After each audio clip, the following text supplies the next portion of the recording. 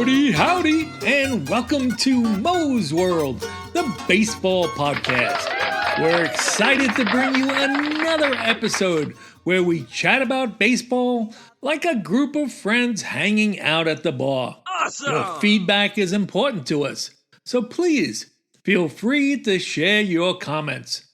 If you enjoy the podcast, please spread the word to your friends. In our 15th episode, we want to express a big thank you to all our loyal listeners for your ongoing support. And for those who are new here, thanks for joining us.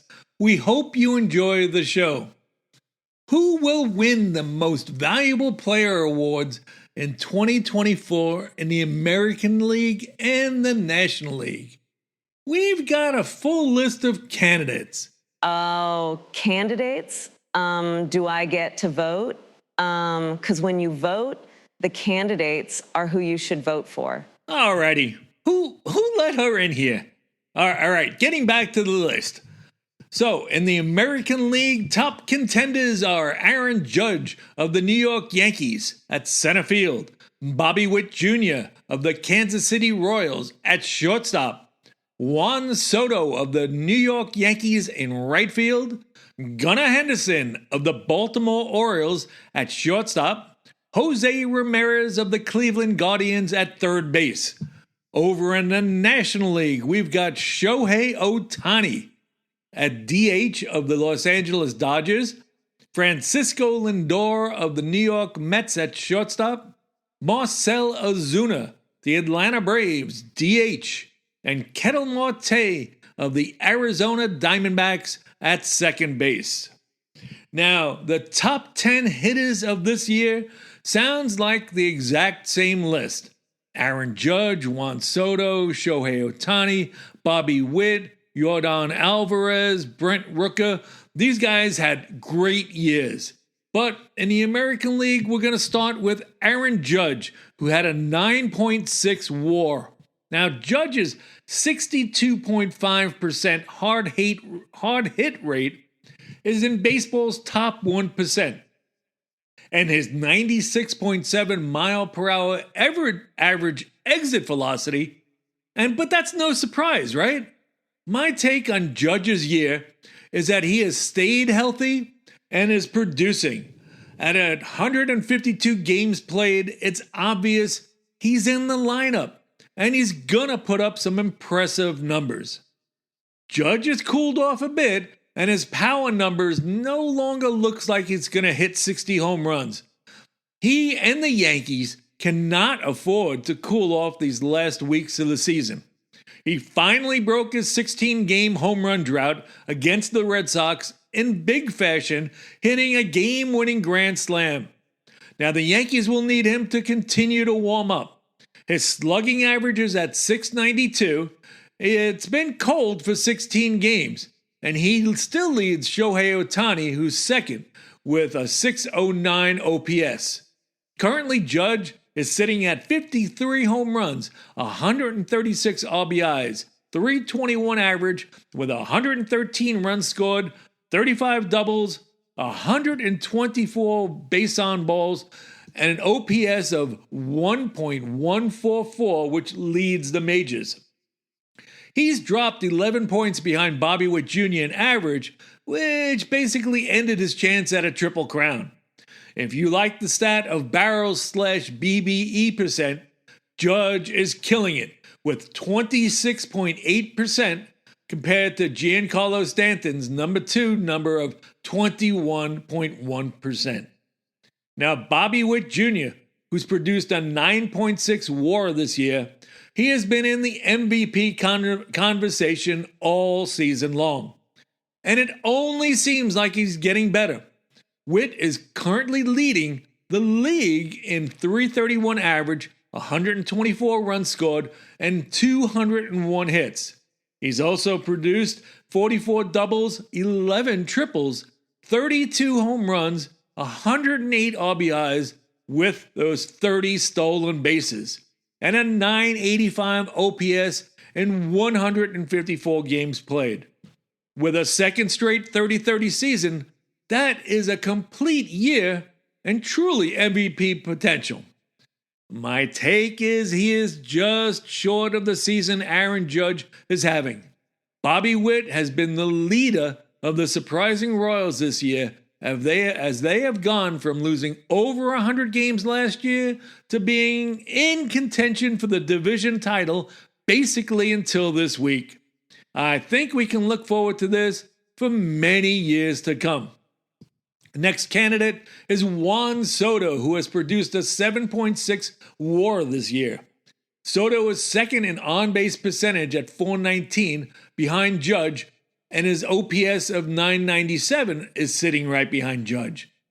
He's still among American League leaders in homers with 40 and RBIs with 103. All the preseason talk of a Soto and Judge duo has basically been fulfilled. Soto is projected to be just short of the season Judge is having, but it should only make the Yankees make Soto a must-sign in the offseason. Soto has maintained his projections, but in the past 30 days he's struggled. He's only hit .234, and his once highly regarded OBS percentage has been .363 over the same period. He needs to pick up his production, as the Yankees will be depending on him to get hot moving into the playoffs. Speaking of playoffs, Gunnar Henderson, he's produced a 7.1 WAR this year, and he's established himself as one of the top shortstops competing with Bobby Witt, right? He's 23 years old, and he's got all the skills you look for in an MVP candidate. But he struggled a bit this past month too. And the Orioles, oh my God, what happened to the Orioles? They were treading water exactly like the Yankees, but now they can't get above water. They're just plain terrible. Henderson bat seems to be waking up though. He's currently at .282 average with 28 doubles, 7 triples, 37 home runs, 87 RBIs, a whopping 113 runs scored, and he's got 20 stolen bases with a .905 OPS. Not too shabby, but it's going to be just short of the MVP mark. But between Witt and Henderson of the American League, they're going to provide many years of comparing these two. But the Orioles are going to need him to carry them into the playoffs because they need all the help they can get. Excuse me. Now, Jose Ramirez. He's currently at 5.0 WAR. This marks Ramirez's first appearance into the MVP rankings in 2024.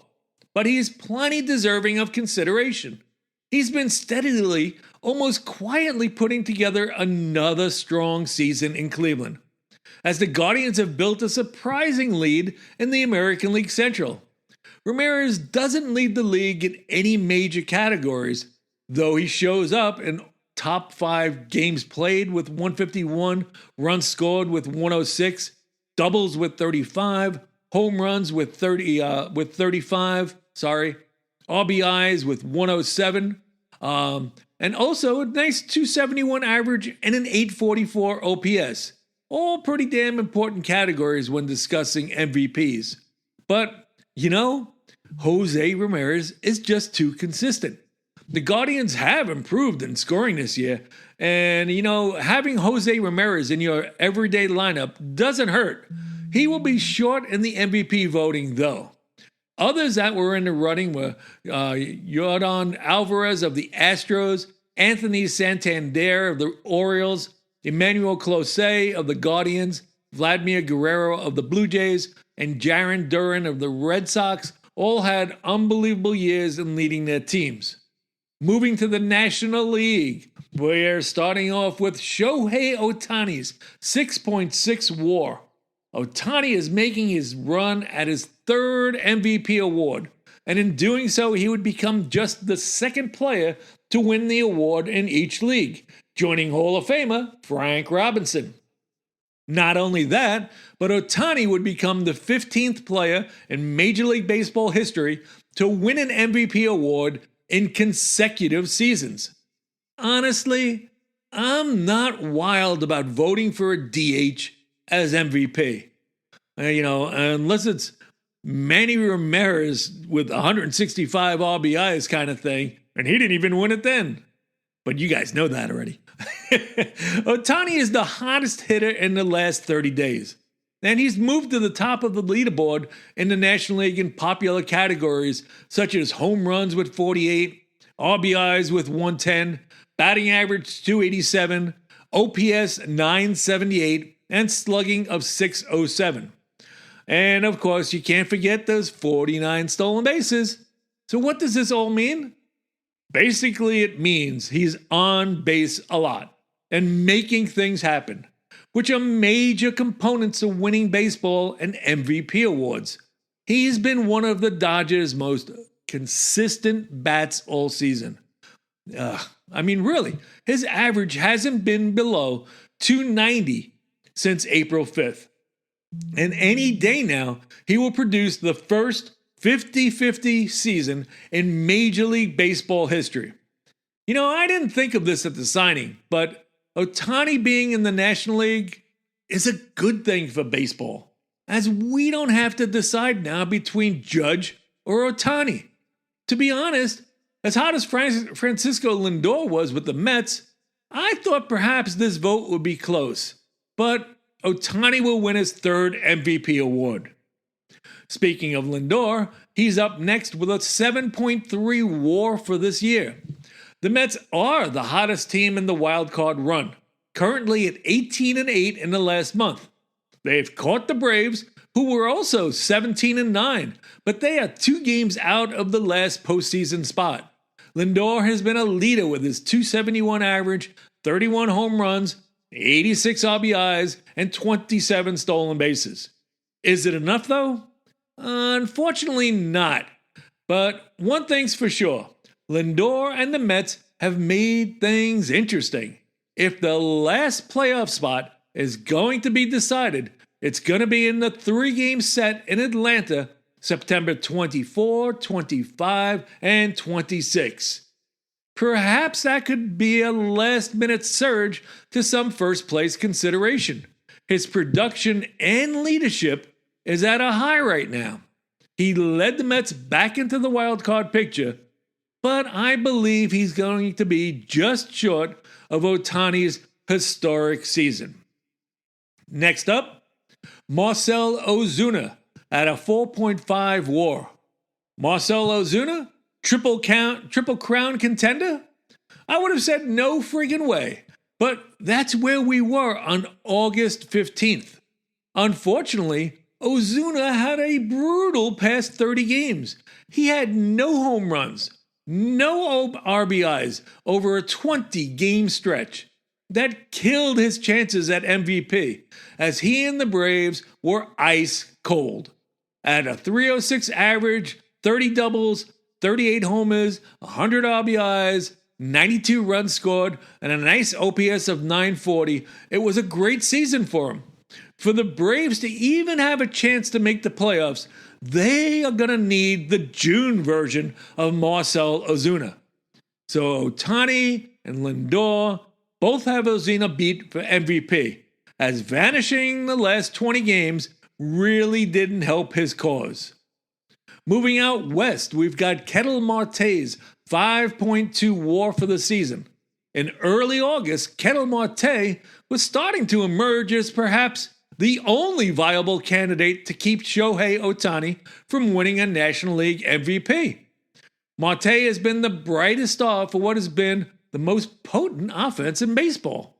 The Dodgers are now second behind the Diamondbacks in total runs scored, but they still trail them as the Diamondbacks have 835 runs scored to the Dodgers' 768, with Marte leading the team in hits, home runs, and RBIs. The Diamondbacks have cooled off this month, dropping about 5 games back of the Dodgers in third place, but they remain the most potent offense of the last month of the season. No surprise that the Padres and Diamondbacks are leading the majors in hitting, as they are hitting .265 and .263 respectively. It was a great season for Marte, but just short of the MVP. Others in the running this year were Jurickson Profar of the Padres, Chris Sale of the Braves, Bryce Harper of the Phillies, Ellie De La Cruz of the Reds, Willy Adames of the Brewers, And speaking of Adames, he's really set himself up for what should be a nice free agent deal this offseason. At 32 home runs and 109 RBIs, 18 stolen bases, 30 doubles, and 152 games this year, he will be very popular. Now, it always helps to have a hot hitter going into the playoffs. And in the last 30 days, who are the hottest hitters? Well, Manny Machado, he's got 9 home runs and 31 RBIs and a .327 average to lead all league hitters and moving into the playoffs. Eugenio Suarez of the Diamondbacks, he's also been on fire with 10 home runs and 28 RBIs. Matt Olson has woke up. He's got 27 RBIs for the month as well. Now, I'll tell you, Shohei Ohtani has been consistent and he's had a good last month. He's got 9 home runs and 11 stolen bases. Now, one of these players want to move into the playoffs on a cold streak. So stay tuned for all these involved. And having a late season push like Manny Machado of the Padres, that's the kind of production that could have the Padres leading in the wild card and further. And quietly, Luis Arraez is setting contact records by not striking out and hitting .383 in his last month of the season and his quest for his 3rd batting title with his 3rd team. He definitely is our new hitting machine, looking like a clone of Tony Gwynn in San Diego. Some final thoughts on the MVP selections. Now, I tell you the truth, I was pretty set with Aaron Judge in the American League and Shohei Ohtani in the National League. No, there was plenty of time left for a little while. You know, the Royals, they were pretty consistent all through the year, and Bobby Witt Jr. too. And I really looking at those two, Royals and Bobby Witt Jr., to continue to do well because I want to see him play. I want to see him lead that team. This season has allowed fans to see certain players and their teams in a different light. I mean, thankfully, Pittsburgh, wow, you seem to be on the verge of becoming highly competitive. With O'Neal Cruz and Paul Skeens, they were bringing up some excitement to that team. Meanwhile, the team with no home, the Oakland A's, they've got Brent Rooker. Despite being designated for assignment by the Royals after the 2022 season, he's having an incredible year. With back-to-back 30 home run seasons and a consistent performer all season long, which is quite impressive because that's a team that surprisingly ranks as a top 5 offense in the majors. Now, the term MVP doesn't only refer to the best player or the best stats. It stands for most valuable player. Now, really, think about that. The player who can lead his team to victory. Despite the fact that voting for this award is done before the playoffs begin, I feel that an MVP must lead his team into the playoffs. Unfortunately, Aaron Judge often faces criticism for his performances in the playoffs with the Yankees, as his playoff record doesn't quite match his regular season performance. And his recent cold streak of 15 games must have had Yankee fans worried. I heard a lot of things saying, he's getting ready for postseason play. But when you're the captain of the New York Yankees, a team that hasn't won the World Series in 15 years, and Judge's playoff record is really 13 home runs and 171 at-bats. It's been tough, but I believe he's capable of delivering in the postseason. Now, here's a little perspective for you. Mickey Mantle, who had 18 home runs and 230 at-bats in the playoffs, or actually the World Series, as there were no wild cards and no divisions when he played. So he produced all those home runs in the World Series only. So he had a home run in every 12.77 at-bats. To me, that is pretty similar to Aaron Judge. Now, talk to me about not performing in the postseason after Judge, let's say, hits 5 home runs and 57 at-bats this postseason. If you're doing the math, that would make Judge at 18 home runs and 228 at-bats in his postseason career pretty similar to a certain Mickey, and that would be 12.66 home runs per at-bat. Something to make you think. Well, that appears to wrap up our MVP candidate episode. Were the choices the same that you had? Having 2 players dominate their respective leagues made it a lot easier for me in deciding on voting. I do get swayed over a non-DH winning MVP though.